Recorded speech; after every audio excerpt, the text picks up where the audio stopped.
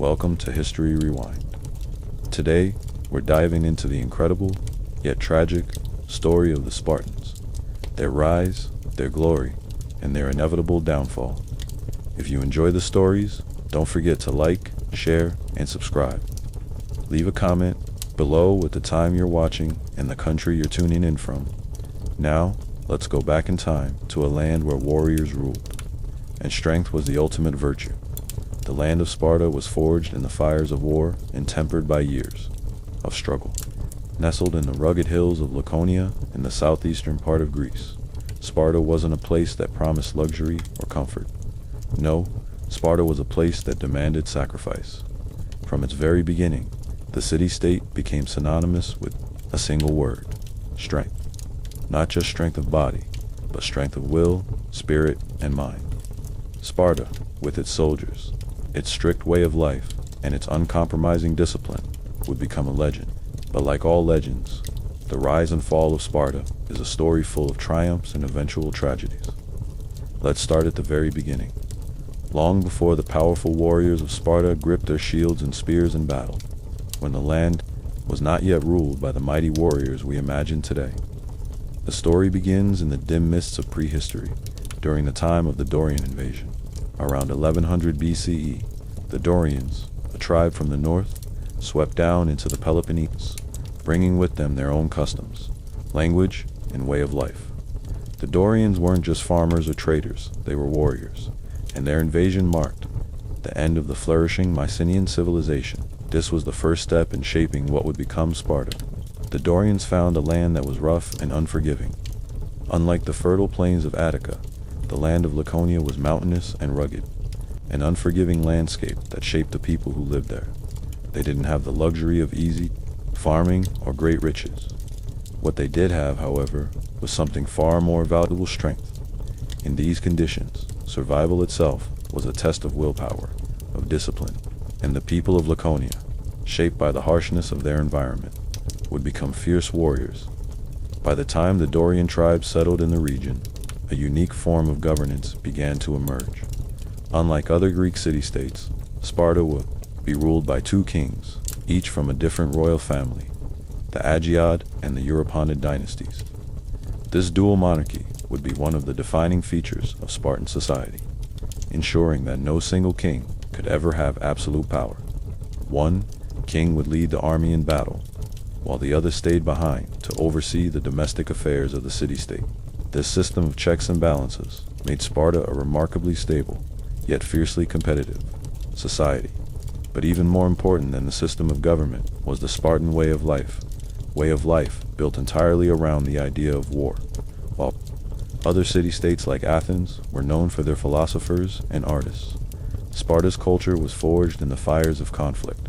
Their education system, known as the Agoge, was legendary. It began at the age of 7, when boys were taken from their families and placed under the strict control of the state. The Agoge was brutal. Children learned not only how to fight, but how to endure hardship, hunger, and even pain. No luxury was allowed, no softness permitted. The goal was to raise warriors tough, disciplined, and loyal to the state above all else. The early Spartan boys were trained in the ways of combat, how to fight with a spear and shield, how to move as a unit, how to endure the rigors of battle. But it wasn't just physical strength, they learned it was mental discipline, too. Spartan boys were expected to fight without question, without hesitation, and above all, to place the needs of the state above their own personal desires. By the time a boy reached adulthood, he was no longer simply a citizen of Sparta, he was a soldier. He was a Spartan. But this intense system of discipline didn't stop at the boys. Spartan women, too, were expected to be strong and disciplined. Unlike in most Greek city-states, where women were largely confined to domestic life, Spartan women were encouraged to stay fit and healthy. They ran, wrestled, and even participated in public athletic competitions. The belief was that strong women would give birth to strong children, and thus ensured that the Spartan army would remain the most powerful in Greece. This militaristic society was supported by the labor of the Helots, the enslaved people who worked the fields of Sparta. After the conquest of Messenia, which brought the land's fertile fields under Spartan control, The Spartans turned the Messenian population into Helots. The Helots worked the land, fed the Spartan warriors, and allowed the Spartan men to focus entirely on their military training. But the Helots outnumbered the Spartans by a wide margin, and this created a constant fear within Spartan society. The Helots, while essential to the economy, were also a source of unrest, and the Spartans were often forced to take brutal measures to keep them in check. Despite these tensions, Sparta flourished as a military power. Their army, composed entirely of hoplites, heavily armed foot soldiers, was unrivaled. The hoplite phalanx, a tight formation where soldiers stood shoulder to shoulder, shields overlapping and spears thrusting forward, became the hallmark of Spartan warfare. This strategy made them nearly invincible on the battlefield.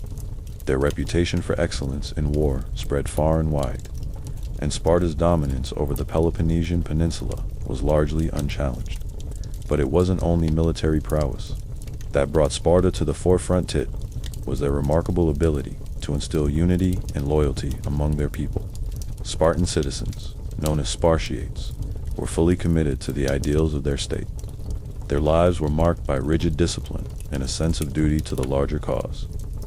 Every Spartan male's primary goal in life was to serve in the military, and his entire identity was tied to the honor of the state. And so it was that Sparta became the most powerful city-state in Greece. Their influence grew through the Peloponnesian League, a coalition of Greek city-states dominated by Sparta. By the time the Persian Empire, under the rule of King Xerxes, began threatening Greece in the early 5th century BCE, Sparta was ready for battle.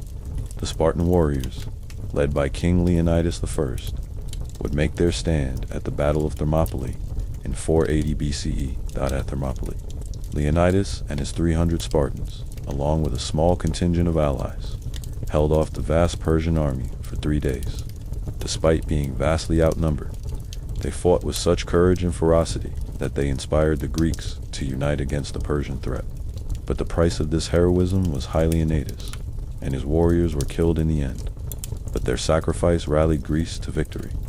Sparta's moment of glory was shining bright, but even as they basked in the aftermath of their heroic stand, cracks were beginning to appear in the foundation of their society. The Peloponnesian War, fought between Athens and Sparta, began in 431 BCE, and though Sparta emerged victorious in 404 BCE, it came at a tremendous cost. The war had drained Sparta's resources, and their economy, built on the backs of the Helots, was no longer sustainable. By the time the war ended, Athens had been defeated, but Sparta was exhausted. Their military dominance, while still intact, was no longer absolute. The Battle of Leuctra in 371 BCE, where the Thebans led by the general Epaminondas defeated Sparta in a decisive battle, marked the beginning of the end. Sparta's military supremacy was shattered, and their way of life began to unravel. Their inability to adapt to changing tactics and their reliance on a rigid, outdated system left them vulnerable. Over the next century, Sparta would slowly decline.